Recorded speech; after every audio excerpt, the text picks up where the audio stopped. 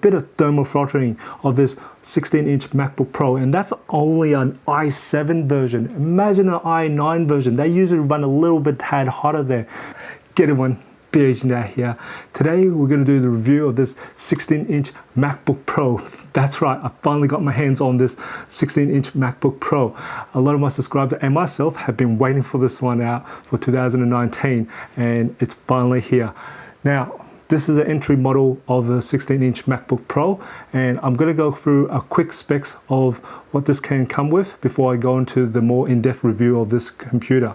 So, with the processor here, you can get an i7, which is 6 cores, and there is an i9 version, which is 8 cores as well. Now, for RAM-wise, you can go anywhere between 16 gigs of RAM all the way to 64 gigs of RAM. And as for hard drive, which is the SSD, and it starts at 512 gigs, and it goes all the way to a mind-blowing 8 terabytes. That's right, 8 terabytes. That's quite crazy there.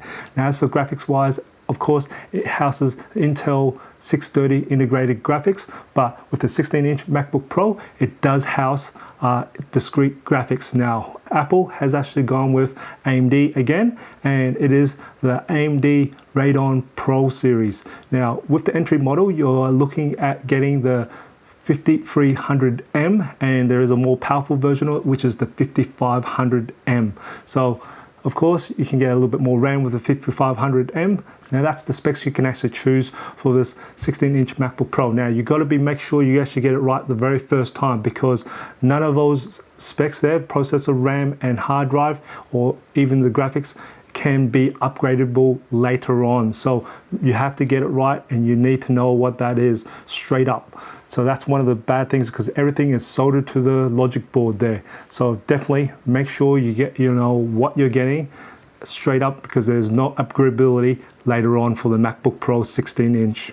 So let's look at the other components of this computer. First off, let's look at the ports. Like the previous generation of MacBook Pros, it still has those 4 Thunderbolt ports, 2 on each side, and they haven't really upgraded the specs of that, so it's still running at the same speeds as before, so which means you're still going to have to buy dongles like everywhere, carry it around, forget about them more than likely.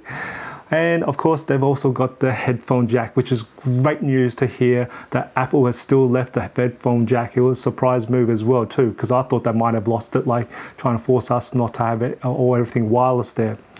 It would have been nice if they added another port there for something else, like a USB port or even a SD card port, but no, we've still only got 4 Thunderbolt ports here. And what else is they've got? They've also got the webcam, which is a 720p webcam still. There's no privacy shutter. A lot of other manufacturers have gone, so this is just the normal webcam there. Now, what they have done is actually upgraded this microphone on this webcam amazingly. So supposedly it's a free array mic, and I know there's a lot of testers out there for how amazing this microphone is. I did a quick test on it. I was pretty impressed by it, but I won't be doing any more sounds for it. Besides that, you can watch other videos for the sound test of that. They'll probably be much more better than I am at doing it anyway. So anyway, so the other big massive improvement on this is the speakers. I heard about this, on how amazing granted this speaker was, and what it does have is a 6-speaker system here, and it gives a bit of a surround sound to it. I tested it out myself, and I was pretty blown by it. Its clarity was amazing. It's got a fair bit of bass, which has a bit of thump as well, which is a very surprise. It is great speakers, probably the best speakers so far I've heard from a laptop as well. Now, I did do a sound test on this to see what it actually peaked at, so I played my usual music, and I did a sound test with my decibel meter, and it read at a maximum of 84.1 decibels. So that's still pretty loud, but it's the clarity and actually all the actual sound of evenness of the frequency. So definitely great speakers, and I love playing music through it, and it's very loud for what it is, and very clear as well too. Great speakers there. So let's now look on the keyboard here. The MacBook Pro has some interesting keyboards previously with the butterfly, and they've finally ditched that butterfly keyboard, which is fantastic, and going back to the good old style there. Now, it's actually got a bit of a travel to it, but still the travel's it's still not that great for the butterfly keyboards.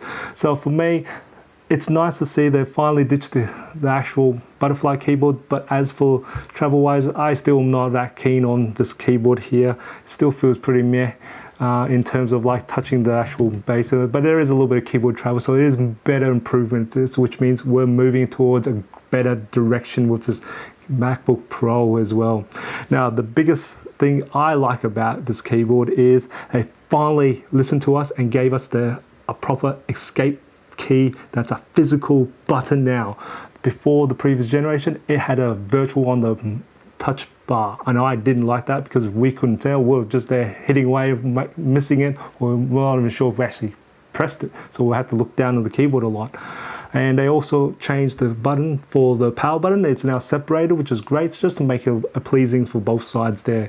Now, as for the touch bar, it's still, you can have some comments about that.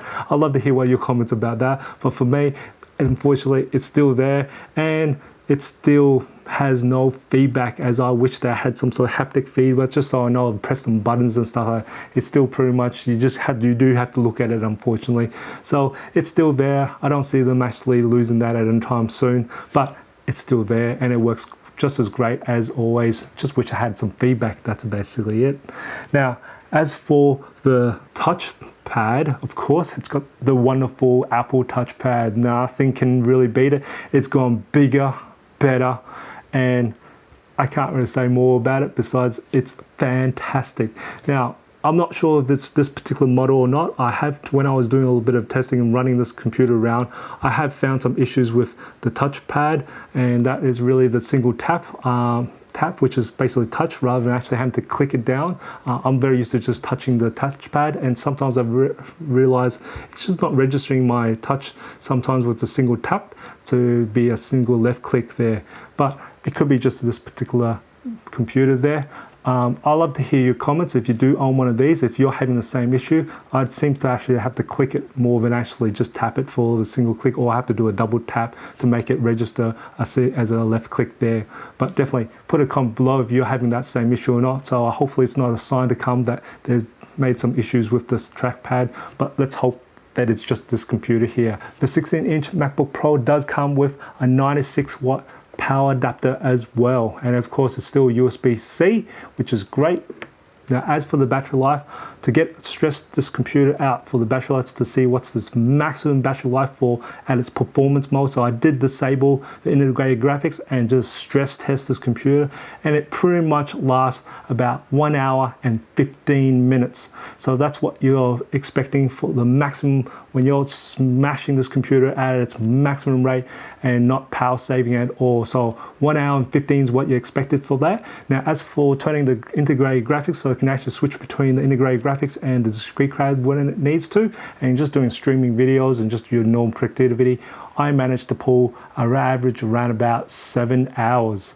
So expected battery life of this computer, you're looking anywhere between an hour 15 minutes to 7 hours. Probably you can push it a little bit more than 7 hours, but for me it was around about average about 7 hours there. So the weight of the 16-inch MacBook Pro, you're looking at 1.97 kilos, and as for the power adapter, you're looking at 370 grams as well. So let's turn our attention to the display here. Now, what I've noticed, I don't find much difference with this display on this new 16-inch MacBook Pro. It still is a Retina display, but as for the previous generation, I don't find it any more better than this previous generation there. It's just gotten a little bit bigger. That's all I really find, which is nice, but I haven't really found it look a bit different there. So let's do some tests on that now. We're going to measure the brightness or the luminance of the screen. First off, we do need to turn off adjust brightness automatically and the true tone as well too for the color correction as well. Now, we need to take note of this one here called current. It is measured in candela per square meter. 1 candela per square meter equals 1 nit of brightness. So that would help you out there. So this is the one we're looking at. I'll leave that mark down there. So at the moment, I've measured there are 16 levels of adjustments for the MacBook Pro. Now I'm going to try and get this done with the slider. So let's start it off at the moment at 0. And then step 1, reading at 5 nit of brightness. Step 2 is 6.7. Step 3 is 7.82. Step 4 is 10.1. Step 5 is 14. Step 6 is 19. Step 7 is 25. Step 8 is 35. Step 9 is 47. Step 10 is 65. Step 11, 94. Step 12, 136. Now that's very interesting because at step 11 and 12 is where you kind of need to be for your photography and videography. It's recommended at that kind of brightness when you do your photos and videos. Step 13, 183. Step 14, 255. Step 15 is 350. Step 16 is 503. So where you want to be for your photography and videography is for the brightness.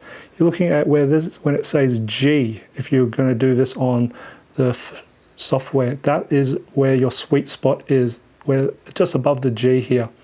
It's actually very hard to do it on the touch bar, which is what I'm trying to do, but that is where your sweet spot is. If you just use this and look at the G for the brightness and just put your brightness level at that, and then you should get 109. So that's kind of where your sweet spot is for photography and videography.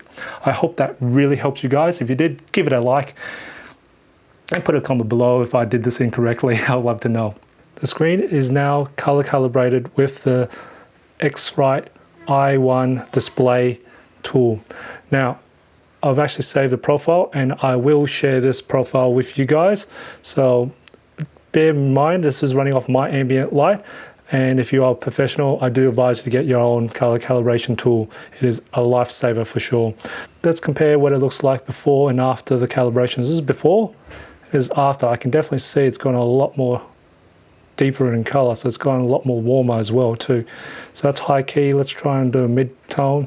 So this is before, after. Definitely again see it's gone a little bit more warmer up again as well. And low key, before and after.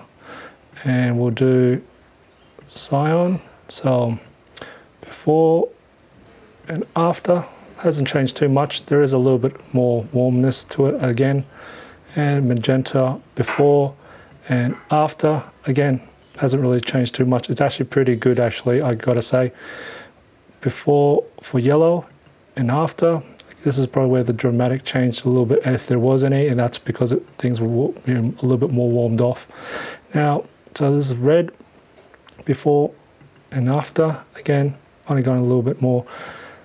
And with green before and after, hopefully that helps you out. And blue before and after, and olive before and after. Again, green, definitely you can see more green once for the olive for sure. It wasn't as, definitely you can see more olive in the, after calibration. So my judgment is it actually warms up a very little tad. So for this display, I think this display is fantastic for photographers and videographers because it is actually getting very close to its representation for the colors. But as always, still, if you are in that sort of doing professional for photography and videography and colors your thing, then definitely I would definitely invest in a color calibration tool for sure, because that would save you a lot of hassle anyway. But I will share my color profile I created for this MacBook Pro with you guys. I'll put in a link in the description below so you can actually grab that there. I'm going to combine a few tests in one go to see how this 16-inch MacBook Pro performs. So first off, we're going to actually look at the thermals of this computer, how hot it gets for the keyboard, where the touchable part of it is, and we're going to see the sound of the fan as well when it spins up, and we'll also see how the thermal throttling goes as well. Now, the CPU in this one I've got is an i7 9750H. Now its base clock speed is 2.6 gigahertz and its turbo boost is up to 4.5 gigahertz. So I'm going to run Cinebench, which will run its CPU at its max for a while, and we're going to see how long it takes to get to thermal throttling. We're going to have a look at this stat here. Now the CPU will be listed right here, down here, so we're going to take note of that. I'll try and keep my cursor there so you guys can see, and I'll put a timer on. I've also got measuring and also got a decibel meter running at the exact same time, so we'll look at each one once we get to the max. So let's start it up now. So I'm going to run this one here. I'll just take it to multi-core at the moment. I'll start the testers up now, and it's going to start that up. And we got to go. So at the moment we can see at here is running at 4 gigahertz, and now it's already pretty much slowing itself down to about 3.4 gigahertz. It's bringing itself up to about 3.4 still, and 3.3, and we'll let it be till it starts heating up and starts spinning the fan. We'll see how that runs after that. So at the moment that's already about 30 seconds there, and it's sitting at 3.2. I can start hearing the fan start to spin up a little bit now. Now my ambient temperature is currently sitting at around about 29 degrees Celsius. Alright, our CPU is already running at around about 3.2 now. And it's starting to drop a little bit more and more now. And we're now having the fan spin up a fair bit now. And spinning up a little bit more. I'll let this sit around about for 5 minutes, so we'll fast forward it in about 5 minutes time. We'll see how that runs. And 5 minutes have just passed by, and currently we're pretty much stable at 3 gigahertz, and I'm just going to move the camera back so we can actually see how this all works in terms of its heat there. So at the moment I've got a thermometer sitting right down here, and it's pretty much measuring at 45 degrees at the moment, so it's quite toasty there. And as for decibel meter, I'm just going to have to shut up so you can actually let it measure it so you can see.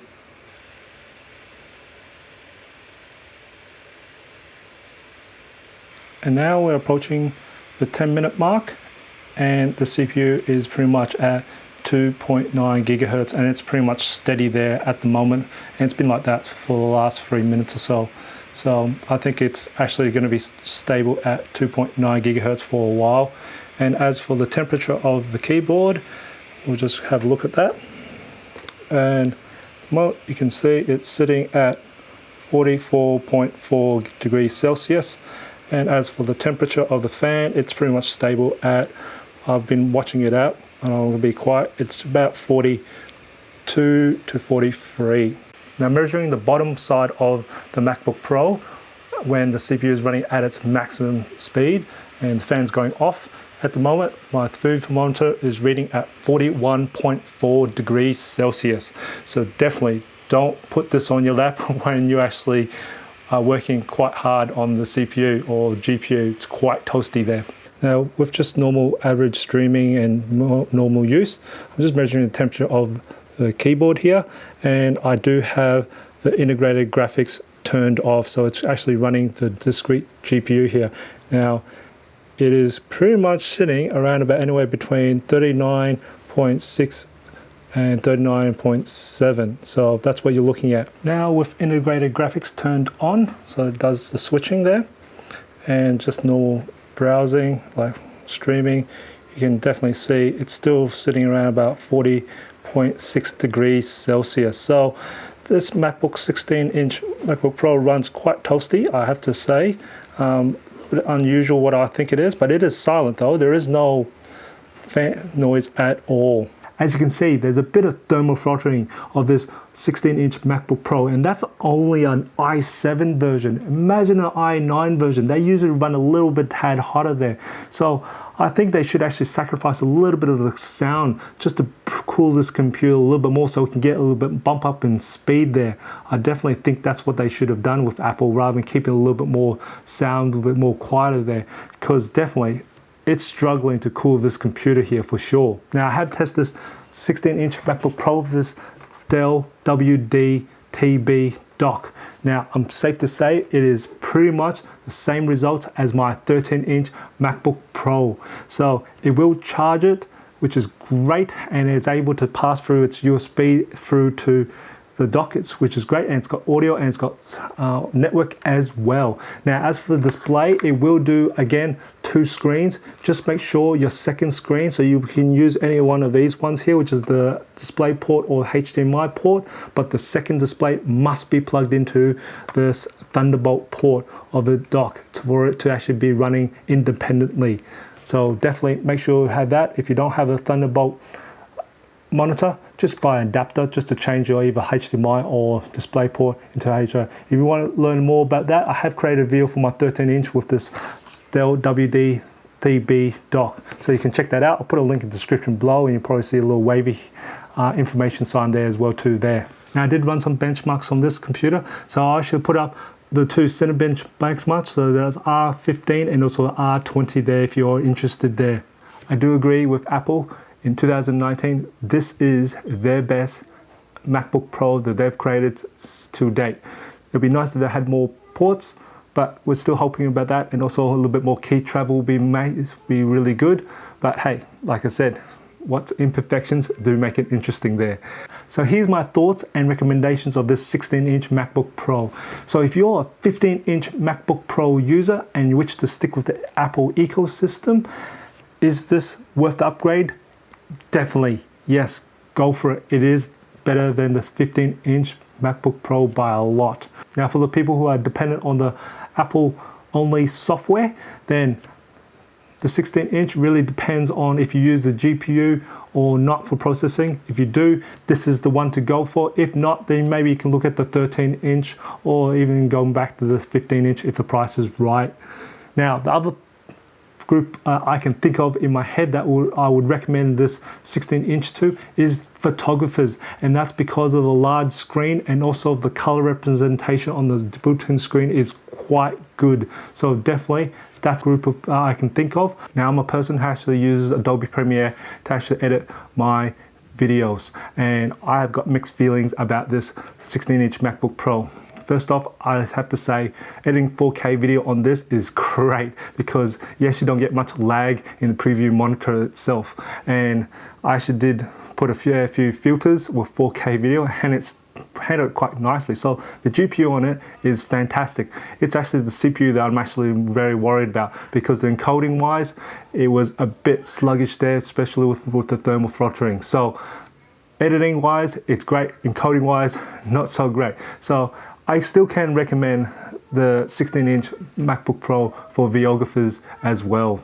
As for all the other people who aren't dependent on Apple software there, it really depends on your use. Now, if you're doing crunching of hard numbers there, for example, machine learning, stats, CAD work, encoding, that sort of type of data analysis, that sort of type of work, I would probably suggest look somewhere else, maybe another manufacturer, maybe a Windows-based computer, quite simply because the thermal throttling on this computer is quite nasty. So you're paying some big bucks and you're not really getting the full potential of the processor there. So definitely, I would definitely suggest you look somewhere else.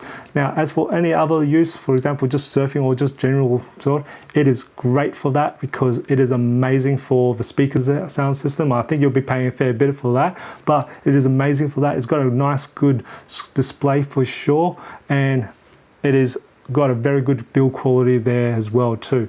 Now, I am going to put another recommendations. Make sure you get Apple Care for your expensive MacBook Pro. it's definitely worth the extra money because it will save you a little bit of heartache later on as well. If you find this video informative or enjoyed it, give it a like, and if you haven't done already, subscribe to my channel by hitting that subscribe button on the bottom right hand corner of the screen. I do try to upload a new video every Tuesdays and Fridays. And just remember, imperfections in life makes it beautiful and interesting. I'll see you next video.